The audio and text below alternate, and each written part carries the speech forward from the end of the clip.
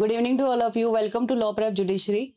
आई am Nidhi Tiwari. आज हम discuss करने वाले हैं Rajasthan rent control act for the quick revision of Rajasthan judiciary. जैसे कि आपको पता है कि राजस्थान जुडिशरी का एग्जाम होने वाला है जून में, तो उसमें एक लोकल एक्ट हमारे कोर्स में है और वो है हमारा राजस्थान रेंट कंट्रोल एक्ट।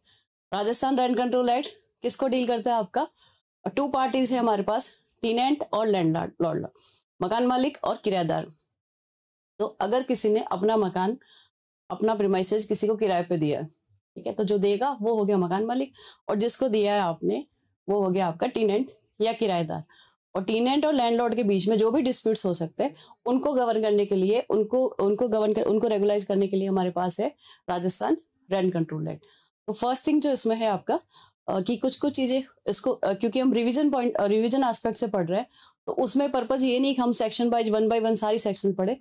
आपको क्विक रिवीजन में इतना हो जाएगा, अगर कोई छोटा क्वेश्चन, बेसिक क्वेश्चन आता है आपका, तो बेसिक क्वेश्चन आपका रॉन्ग नहीं होगा। और जहां तक सेक्शंस और की बात है, इस रिवीजन के बाद में आपको इजी रहेगा अगर आप उसको पढ़ोगे तो फर्स्ट थिंग हो गई हमारे पास पार्टीज में two parties, tenant and landlord. Tenant का मतलब किराएदार। डेफिनेशन आती है टीनेंट की। टीनेंट किसको बोलोगे? तो टीनेंट आप उसको बोलोगे जिसको आपने किसी एक्सप्रेस और इम्प्लाइड कॉन्ट्रैक्ट में अगर अपना प्रीमाइसेस, अगर अपना परिसर उसको किराए पे दिया है, या अगर किराया नहीं भी देता तो जो किराया देने के लिए लायबल होता वो हो गया आपका किराएदार या टीनेंट। और आप टीनेंसी में दोगे, उसको किराए पे दोगे, तो दो पर्पज हो सकते हैं हमारा, रेजिडेंशियल और कॉमर्शियल। रेजिडेंशियल का मतलब हो गया रहने के लिए, निवासी प्रयोजन के लिए, और कॉमर्शियल पर्पज का मतलब हो गया आपका कोई शॉप और या फिर कुछ भी आपका बिजनेस से रिलेटेड हो गया, वो हो गया कॉमर्शियल। तो एक तो हो गया टीनेंट जो किराया दे रहा है या जो देने के लिए लायबल है किसी एक्सप्रेस और इम्प्लाइड कॉन्ट्रैक्ट में, वो हो गया किराएदार। दूसरा क्या हो सकता है आपका, इन केस ही डाइज, अगर टीनेंट की डेथ हो गई, तो आप टीनेंट किसको कंसिडर करोगे? तो इसका आंसर भी इसी एक्ट में मिलेगा आपको, वो हो गया आपका रेजिडेंशियल पर्पज अगर था, अगर निवासी प्रयोजन के लिए आपने दिया था, तो at the time of death जो उसके साथ रह रहे थे वो हो गए हमारे टीनेंट। और कॉमर्शियल पर्पज था तो जो उसके साथ में बिजनेस कर रहे थे वो हो गए आपके टीनेंट। मदर फादर हो सकते हैं, ब्रदर सिस्टर हो सकते हैं, स्पाउस हो सकते हैं, चिल्ड्रन हो सकते हैं। लेकिन इसमें एक बात याद रखना, जैसे रेजिडेंशियल में अगर टीनेंट की डेथ हो जाती है और उसके 2 सन है, 3 सन है, एक सन जो है, एक बेटा अगर अलग रहता है तो वो टीनेंट की कैटेगरी में नहीं आएगा। पहली डेफिनेशन हो गई टीनेंट की। दूसरी डेफिनेशन, इंपॉर्टेंट डेफिनेशन डिस्कस कर रहे हैं, दूसरी डेफिनेशन आ गई हमारे पास लैंडलॉर्ड की। लैंडलॉर्ड की डेफिनेशन थोड़ी सी बड़ी है। क्या लिखा उसमें? जो किराया ले रहा है या तो खुद अपनी कैपेसिटी में एज एन ओनर, जो अपनी कैपेसिटी में ले रहा है, या किसी दूसरे के बिहाफ पे ले रहा है। दूसरे के बिहाफ पे कैसे ले सकता है? वो ट्रस्टी हो सकता है, वो रिसीवर हो सकता है, वो गार्जियन हो सकता है, वो एजेंट हो सकता है। अगर आपके बहुत से मकान है, आप सबके रेंट कलेक्ट खुद नहीं करोगे, आपने किसी को एजेंट अपॉइंट कर दिया, तो टाइमिंग जो एजेंट है उसको भी आप क्या कंसिडर करोगे? लैंडलॉर्ड। तो लैंडलॉर्ड में आपका 2 थिंग्स, एक तो लैंडलॉर्ड खुद, फिर उसके अलावा जो कलेक्ट कर रहा है आपका एज अ रिसीवर, एजेंट, या क्या हो सकता है आपका, अगर गार्जियन है, माइनर की कोई प्रॉपर्टी है तो उस केस में हो सकता है आपका गार्जियन और आपका एजेंट। दूसरा क्या हो सकता है आपका, मे बी आपने किसी को फ्री में रहने के लिए दिया है, उस केस में भी आपका रेंट कंट्रोल एक्ट अप्लाई होगा। कैसे कि अगर आप किराया लेते तो जो कौन किराया लेता वो हो गया हमारा लैंडलॉर्ड। 2 पार्टीज हो गई हमारे पास रेंट कंट्रोल एक्ट में, पहला टीनेंट और दूसरा किराएदार, ठीक है। तीसरा जो डिस्प्यूट का मैटर होगा वो होगा हमारा प्रीमाइसेस, यानी परिसर, यानी कि घर, जो बिल्डिंग आप उसको रहने के लिए दे रहे हो, कमर्शियल पर्पज के लिए दे रहे हो, वो हो जाएगी हमारी परिसर। अब परिसर की डेफिनेशन में कुछ इंक्लूजन्स है और कुछ एक्सक्लूजन्स है, ये भी डेफिनेशन आपकी इंपॉर्टेंट है, जस्ट मैं आपको ब्रीफ ही कर रही हूँ इसलिए। तो परिसर में या प्रीमाइसेस में क्या क्या इंक्लूड होगा आपका? एग्रीकल्चर लैंड के लिए फार्म हाउस और जो आप देते हो वो इसमें इंक्लूड नहीं है। और या फिर आपका जो इंक्लूजन में क्या क्या इंक्लूजन नहीं है कि आप जो टेम्परेरी रेजिडेंस के लिए होता है, हॉस्टल हो सकता है, होटल हो सकता है, सराय हो सकता है, धर्मशाला हो सकता है, इन हो सकता है, या फिर आप टेम्परेरी पर्पज के लिए कहीं पे भी रहते हो, वो आपका प्रीमाइसेज में इंक्लूड नहीं है। First thing. और इंक्लूजन में क्या क्या है? अगर कोई बिल्डिंग है, उस बिल्डिंग के साथ में कोई पार्ट है, अब वो गार्डन हो सकता है, गैरेज हो सकता है, आउट हाउस हो सकता है, आपका गोडाउन हो सकता है, या फिर आपका और भी कोई पार्ट जो बिल्डिंग का पार्ट है, उसको आप किस में इंक्लूड करोगे? प्रीमाइसेज में या परिसर में। फिर इसमें इंक्लूजन में एक बात और लिखी है कि अगर unless there is a contract, अगर कॉन्ट्रैक्ट नहीं है तो रूफ जो है आपका, छत जो है, प्रीमाइसेज का पार्ट नहीं होगी। ये 3 इंपॉर्टेंट डेफिनेशन है हमारे पास, लैंडलॉर्ड, टीनेंट और आपका प्रीमाइसेज। फिर उसके बाद दूसरी चीज आ जाती है, एक और वर्ड आता है हमारा एमिनिटीज। एमिनिटीज होती है आपकी सुख सुविधाएं।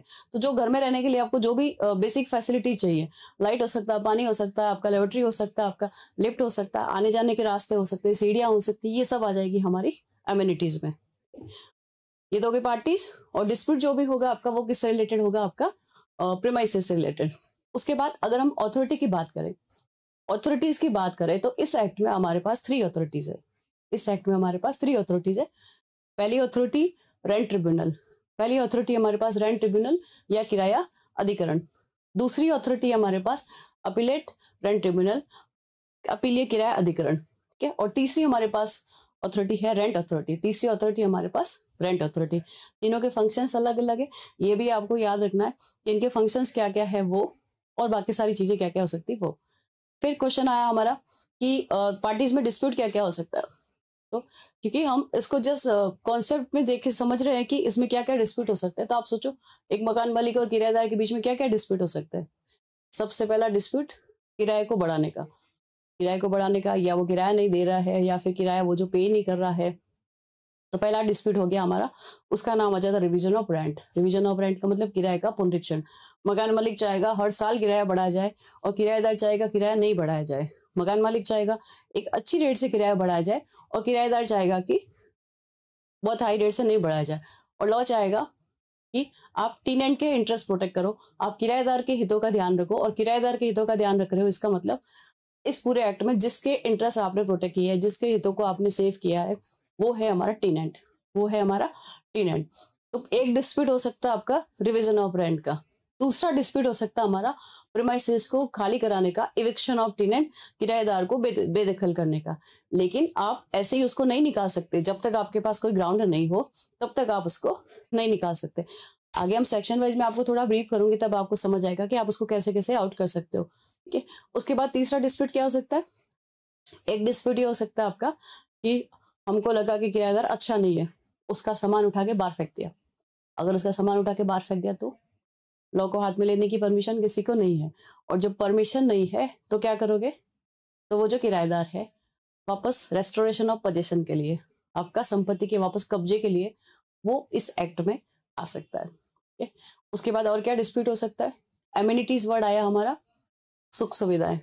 तो मकान मालिक किराएदार की एमिनिटीज को जो है विदोल्ड नहीं करेगा, डिसकंटिन्यू नहीं करेगा, रोकेगा नहीं या बंद नहीं करेगा। अगर उसको रोकना है या अगर उसको बंद करना है तो उसको अथॉरिटीज को अप्रोच करना पड़ेगा। डायरेक्टली आप उसको स्टॉप नहीं कर सकते। अगर आपने कर दिया तो टीनेंट चला जाएगा किसके पास, टीनेंट चला जाएगा अथॉरिटीज के पास।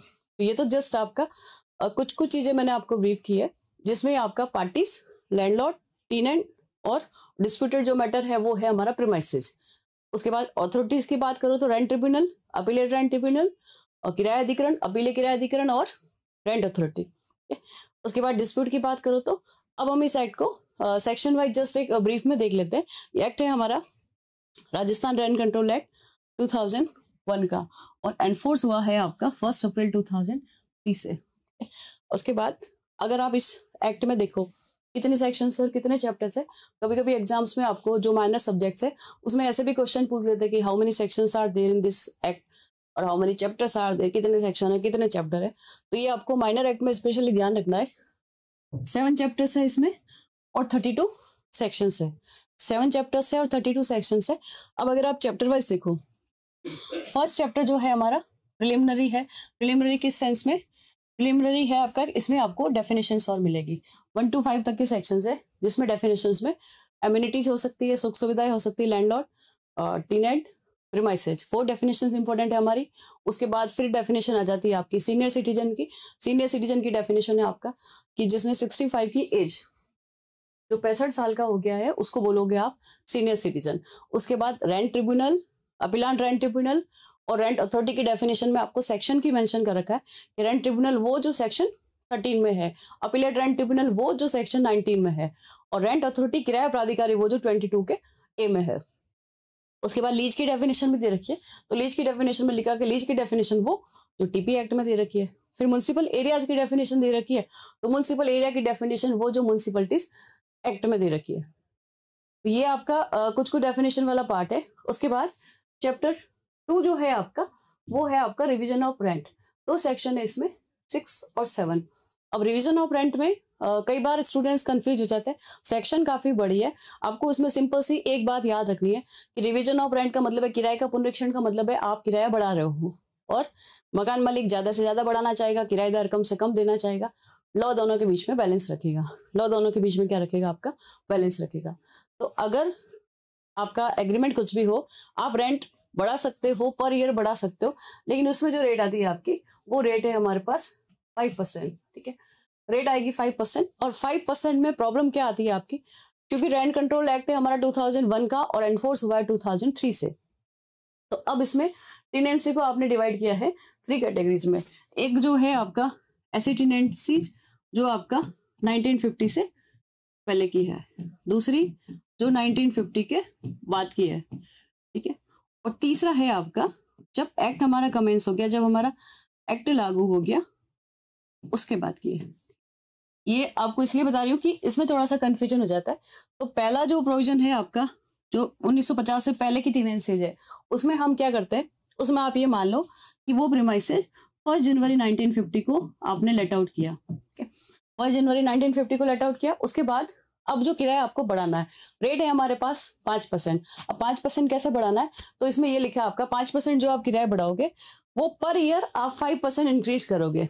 लेकिन अब इसको इंक्रीज कैसे करोगे, तो जो बचपन में हम पढ़ते थे सिंपल इंटरेस्ट और कंपाउंड इंटरेस्ट, साधारण ब्याज और चक्रवृद्धि ब्याज, तो ये जो आपका रेंट बढ़ेगा वो सिंपल रेट से बढ़ेगा। सिंपल कैसे बढ़ेगा, आपने 1 जनवरी 1950 को माना, उसके बाद जब 1 ईयर कंप्लीट हो जाएगा तब आपको रेंट इंक्रीज करना है। सपोज अगर हमारा किराया था 1 जनवरी 1950 को 100 रुपीज, ठीक, अब आप उसको 51 में जब इंक्रीज करोगे तो 100 का 5% इंक्रीज करोगे 5, 100 का 5% 5 रुपीज। उसके बाद 52, 53, 54, 60 तक जब आप आते जाओगे तो आपको हर ईयर 5 रुपीज ही इंक्रीज करना है।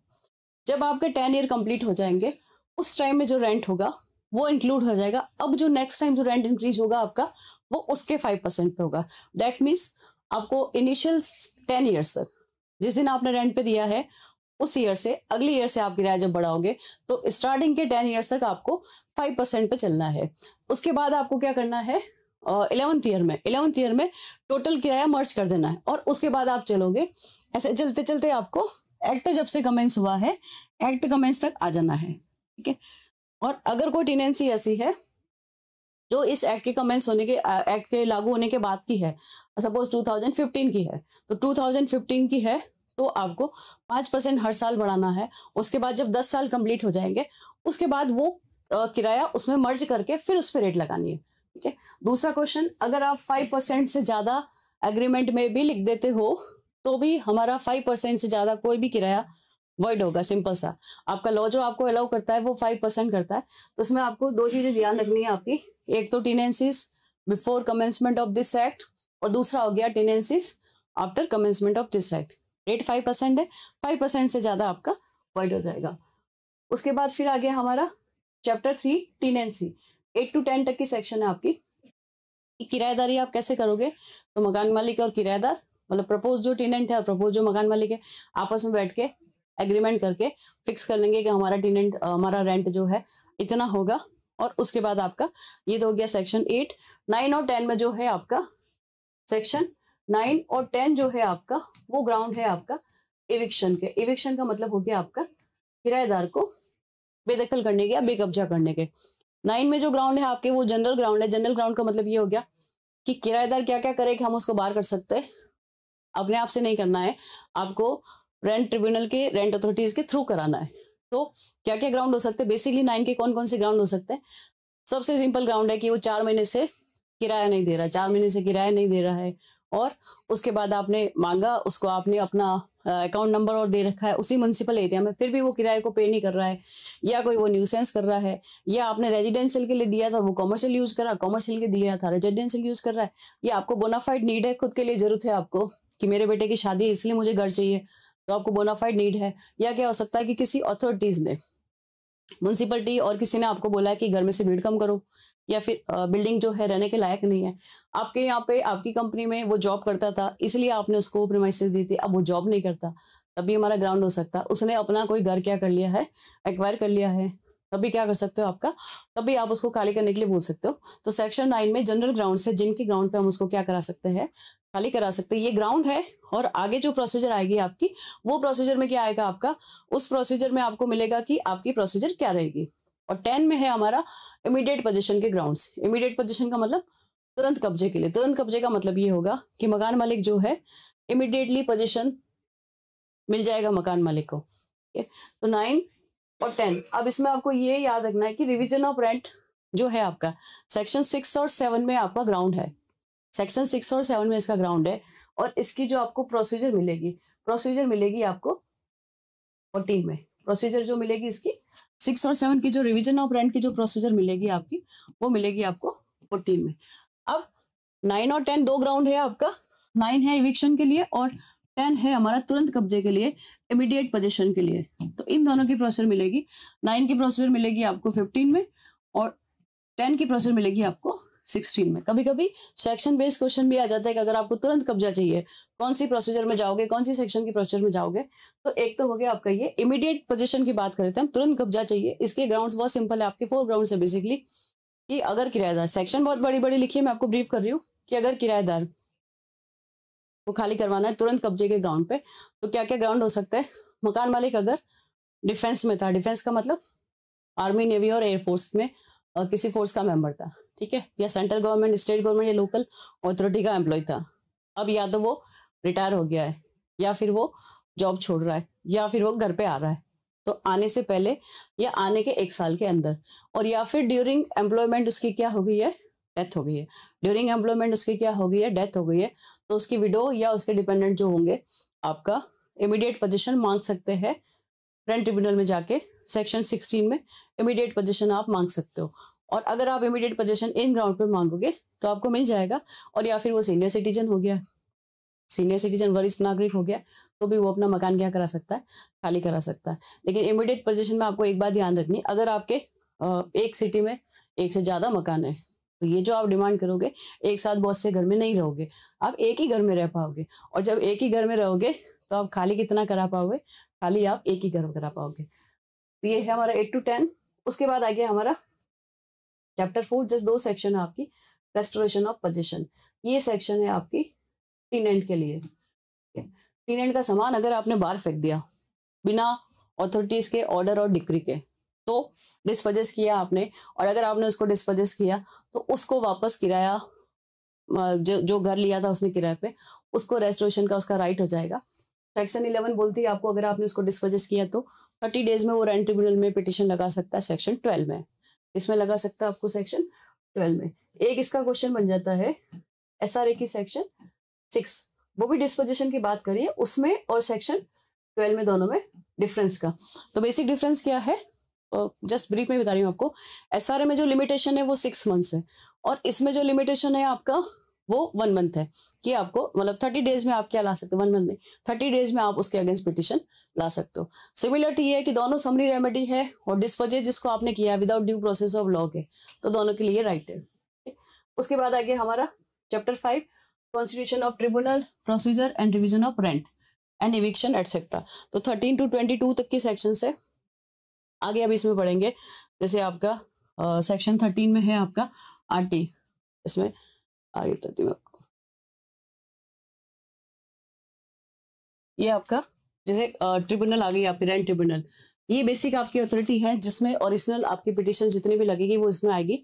2G में इसकी डेफिनेशन दे रखी है, और कॉन्स्टिट्यूशन जो हो रहा है उसका सेक्शन 13 में। एक क्वेश्चन इसमें यह भी आ जाता है आपका कि कौन एलिजिबल होगा RT का मेंबर प्रिजाइडिंग ऑफिसर बनने के लिए। तो उसमें लिखा आपका member of Rajasthan judicial services not below the rank of civil जज सीनियर डिवीजन। RJS जो होगा आपका सीनियर डिवीजन का होगा, वो एलिजिबल होगा रेंट ट्रिब्यूनल के लिए। दूसरा अपीलांट रेंट ट्रिब्यूनल आपका लिखा है 2B में, डेफिनेशन दे रखी है उसकी, और सेक्शन 90 में इसका कॉन्स्टिट्यूशन है। क्या लिखा है इसमें, जो मेंबर होगा वो DJ कैडर का मेंबर होगा, और उसको एक्सपीरियंस होना चाहिए एटलीस्ट 3 ईयर का। तो अब आपको एक्सपीरियंस पूछ लिया 1 ईयर, 2 ईयर, 3 ईयर, 5 ईयर। तो ये हो गया हमारा रेंट ट्रिब्यूनल और अपीलेट रेंट ट्रिब्यूनल। और तीसरा आ गया हमारे पास रेंट अथॉरिटी। रेंट अथॉरिटी जो है आपका officer of Rajasthan administrative services, basically इसका मतलब हो गया RS लेवल का ऑफिसर होगा, और जो SDO सब डिविजनल ऑफिसर उपखंड अधिकारी से नीचे नहीं होगा, और वो जो है इस एक्ट में आपका डील करेगा। तो इस वाले पार्ट में आपको चैप्टर 5 में जो आपको मिलेगा 13 to 22 तक की सेक्शन से आपका पावर्स है, प्रोसीजर्स है। जैसे मैंने आपको बोला कि 14 में प्रोसीजर है रिवीजन ऑफ रेंट की, 15 और 16 जो है आपका इविक्शन की, और उसके बाद जो है बाकी पावर्स और है। उसके बाद फिर नेक्स्ट चैप्टर आ गया हमारा rent authority, tenancy agreement and period of tenancy etcetera. तो इसमें 22A में बन रहा हमारा रेंट अथॉरिटी, और उसके बाद फिर एक जो नया प्रोविजन है, ये जो चैप्टर आया आपका 2017 का 2017 का जो अमेंडमेंट हुआ था, 2017 का जो अमेंडमेंट हुआ था, उससे आपके ये दोनों चैप्टर ऐड हुए, और रेंट अथॉरिटी भी आपका उसी अमेंडमेंट से आया है। तो रेंट अथॉरिटी का क्या काम है आपका, बेसिकली जो रेंट अथॉरिटी का काम है, स्टेट गवर्नमेंट ने रेंट ट्रिब्यूनल का थोड़ा सा और बर्डन हो रखा था, उसको कम करने के लिए रेंट अथॉरिटी बनाया। अपील किराया अधिकरण का जो काम था, उसको थोड़ा कम करने के लिए हमने बनाया है रेंट अथॉरिटी। इसका काम क्या है आपका, टेनेंसी एग्रीमेंट।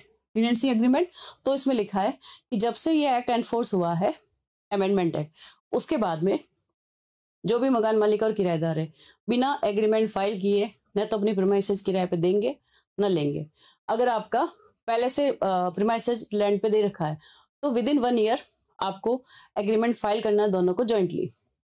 जैसे एग्रीमेंट फाइल करना दोनों को जॉइंटली, किराएदार और मकान मालिक मिलकर जॉइंट एप्लीकेशन लगा देंगे कि हमारा ये एग्रीमेंट है और ये प्रीमाइसेज है, ये टर्म्स है।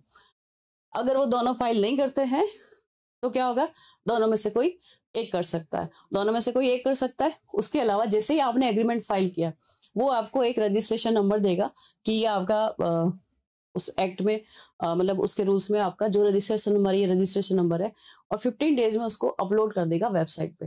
15 डेज में उसको अपलोड कर देगा वेबसाइट पे। ये काम है आपका रेंट अथॉरिटी का। दूसरा, आपका पीरियड ऑफ टेनेंसी जो होगा, जो दोनों के बीच में फिक्स हो जाए, मकान मालिक और किराएदार के बीच में जो फिक्स हो जाए, वही होगा आपका कितने टाइम तक किराएदारी चलेगी वो। उसके बाद फिर आ गया हमारा, ये आ गया, वो था चैप्टर 5A, ये है chapter 5B, revision of rent, security deposit etcetera. इसमें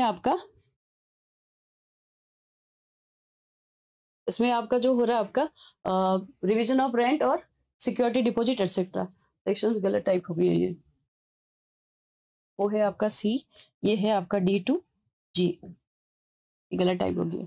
तो आपका रिवीजन ऑफ रेंट, कुछ कंडीशन में एक रिवीजन ऑफ रेंट था हमारा किराया बढ़ाने वाला, जो हमने स्टार्टिंग में देखा था। ये रिवीजन ऑफ रेंट कैसा आपका, इसमें क्या हो रहा है आपका, अगर मकान मालिक ने घर में कुछ इंफ्रास्ट्रक्चर चेंज कर दिया है, कुछ सुविधाएं बढ़ा दी है, सपोज आपका थोड़ा कम फैसिलिटीज वाला घर था, आपने AC लगा दिया, आपने फर्नीचर करवा दिया, तो क्या होगा आपका, मकान मालिक एक्सपेक्ट करेगा कि किराया बढ़ा दिया जाए। दूसरा, अगर आपस में एग्री हो जाएंगे तब तो प्रॉब्लम नहीं है। अब अगर आपस में डिसाइड नहीं कर पाते तो कौन डिसाइड करेगा आपका, तो वो डिसाइड करेगा आपका रेंट अथॉरिटी, वो डिसाइड करेगा आपका रेंट अथॉरिटी। और ये जो ड्यू होगा आपका किराया, जो कंप्लीट हो जाएगा मकान, मतलब जो आपका कंस्ट्रक्शन और कंप्लीट हो जाएगा, उसके 30 डेज के बाद से ये ड्यू हो जाएगा। फिर बात आती है आपकी सिक्योरिटी डिपॉजिट की। तो सिक्योरिटी डिपॉजिट में ये लिखा आपका कि 1 महीने का किराया आप क्या ले सकते हो, एडवांस ले सकते हो। 1 मंथ का किराया आप क्या ले सकते हो, एडवांस ले सकते हो।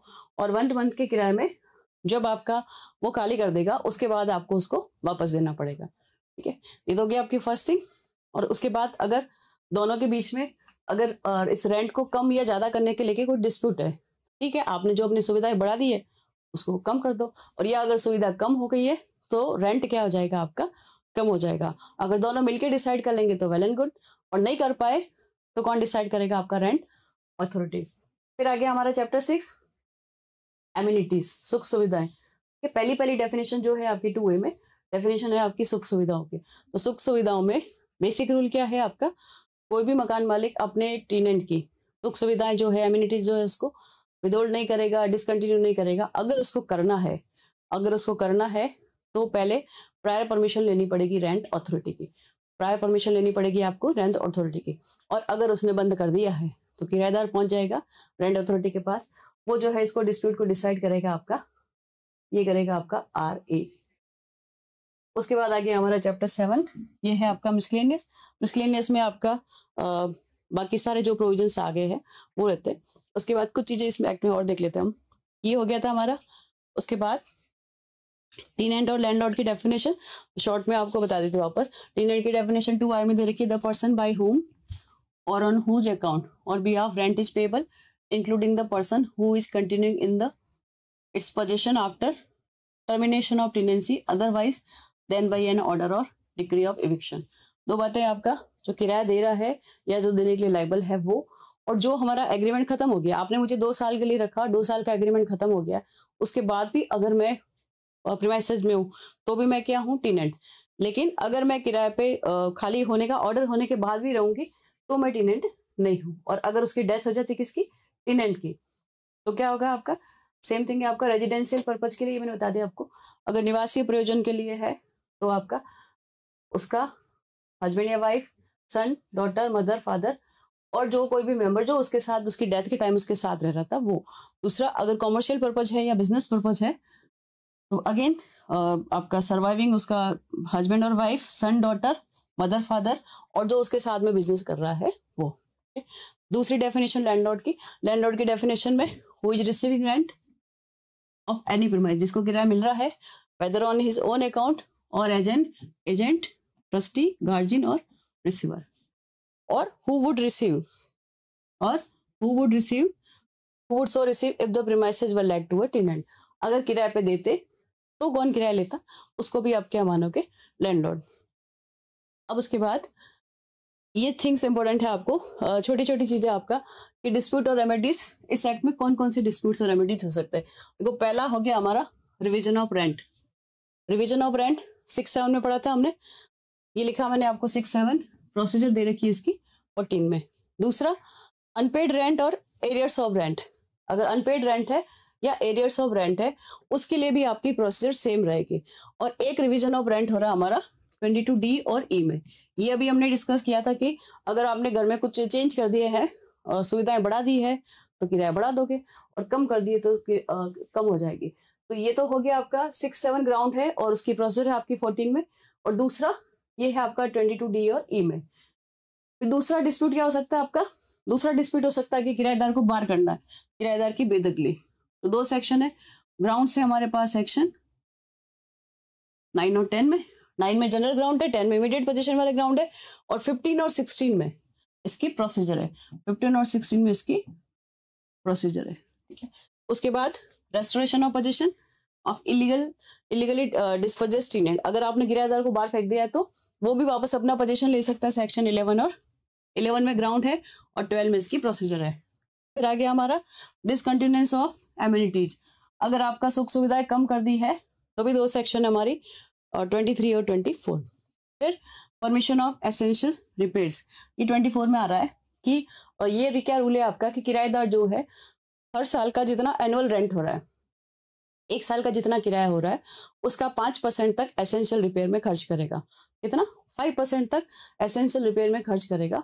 उसके अलावा अगर कोई रिपेयर ऐसी है जो जरूरी है, अगर उसको करने के लिए मकान मालिक को नोटिस देगा। हाँ, सपोज जैसे आपका मकान में मैं रह रही हूँ, छत से पानी टपक रहा है और आपको मैं कहती हूँ भाई ठीक करा दो, आप ठीक नहीं कराते हो और वो 5% से ज्यादा का एक्सपेंसेस है, तो मैं क्या कर सकती हूँ, तो मैं इसमें आरए के पास जाऊंगी। आरए मतलब रेंट अथॉरिटी, और उससे परमिशन लेके उसको रिपेयर करा दूंगी, और जो किराया जो पैसे मैंने खर्च किए हैं वो किराए में से सेटअप हो जाएंगे।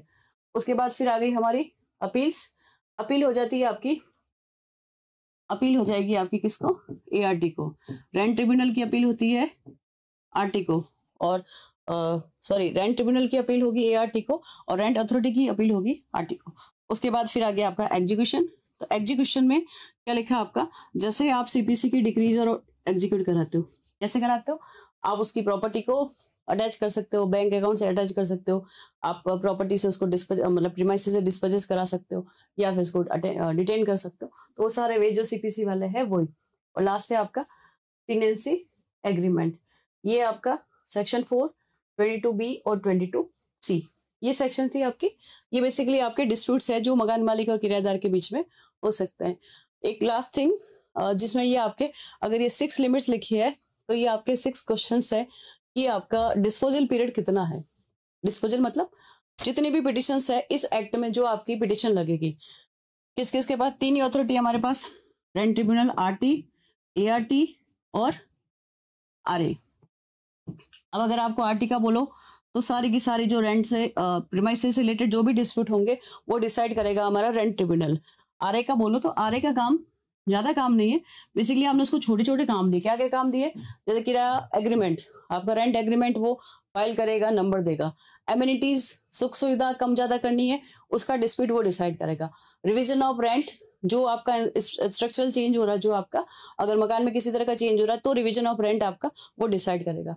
सिक्योरिटी डिपॉजिट, सिक्योरिटी डिपॉजिट मतलब 1 महीने का किराया आप जमा कराओगे। कभी ऐसा हो सकता है आपका कि किराएदार को समझ नहीं आ रहा, जो लैंडलॉर्ड था उसकी डेथ हो गई, अब उसके 4 बेटे, चारों बेटे सुबह शाम उसको बोलते हैं कि किराया मुझे देना, किराया मुझे देना। अब किराएदार को समझ में नहीं आ रहा है कि किराया किसको दे, तो सीपीसी में देखते तो हम इंटरप्रेटर सूट लाते। यहाँ पे इंटरप्रेटर सूट लाना नहीं है, तो आप क्या करो, किराया जो है रेंट अथॉरिटी के पास डिपॉजिट करा दो। ठीक है, तो ये रेंट अथॉरिटीज के कुछ कुछ फंक्शन है आपके। और एआरटी का काम है आपका अपील्स को डिसाइड करना, और एआरटी जो डिसीजन देगा अपील में वो डिसीजन आपका फाइनल होगा, वो डिसीजन आपका फाइनल होगा, उसकी आपकी रिवीजन भी नहीं होगी और फर्दर हाईकोर्ट और में कहीं कोई अपील नहीं होगी। अगर आपको और कोई रेमेडी चाहिए तो आप 227 आर्टिकल 227 में हाईकोर्ट को अप्रोच कर सकते हैं, बट रेंट कंट्रोल एक्ट में आपके पास कोई रेमेडी नहीं है। तो अभी जो है हमारा ये डिस्पोजल वाला आपको थोड़ा सा याद रखना पड़ेगा। सेक्शन 14 थी हमारी किसके लिए? Revision of rent. कितने डेज में डिस्पोज ऑफ करना आपको? 150 डेज में, 150 डेज में। फिर 9 और 15, 9 थी आपका किराएदार को आपको बाहर फेंकना है, इवेक्ट करना है, आपको बेदखल करना है, उसके लिए हमारी लिमिटेशन है 240 डेज। उसके बाद सेक्शन 10 और 11 16 ये है आपका इमीडिएट पोजीशन, तुरंत कब्जे के लिए। तुरंत कब्जे के लिए हमारे पास है 150 डेज। उसके बाद 11 और 12 किराएदार को डिस्पोजेस कर दिया है इलीगली, उसके लिए हमारे पास है 90 डेज। फिर इसके बाद एमिनिटीज, सुख सुविधा वाला जो अगर डिस्प्यूट होगा, आरए जो डिसाइड करेगा वो करेगा आपका 60 डेज में। और फिर आगे हमारा एग्जीक्यूशन ऑफ ऑर्डर, वो है हमारा 45 डेज में। एग्जीक्यूशन में आपका एक बात याद रखना आपको कि अगर किराएदार के अगेंस्ट कोई डिक्री या ऑर्डर पास हो गया कि मकान उसको खाली करना है और उसके बाद भी वो खाली नहीं करता है, तो आपको मेन प्रॉफिट देने पड़ेंगे, आपको अंतकालीन लाभ देने पड़ेंगे। किस रेट से देने पड़ेंगे इसका भी क्वेश्चन आता है आपका। अगर रेजिडेंशियल पर्पस था तो देना पड़ेगा आपको 2 टाइम्स, रेजिडेंशियल पर्पस था तो 2 टाइम्स, कॉमर्शियल पर्पस था तो 3 टाइम्स, 3 टाइम्स ऑफ रेंट। अगर आपका 10,000 किराया था और अगर आप ऑर्डर के बाद भी खाली नहीं कर रहे हो तो आपको डबल किराया देना पड़ेगा रेजिडेंशियल में, और कॉमर्शियल है तो ट्रिपल देना पड़ेगा। ये तो एक थिंग।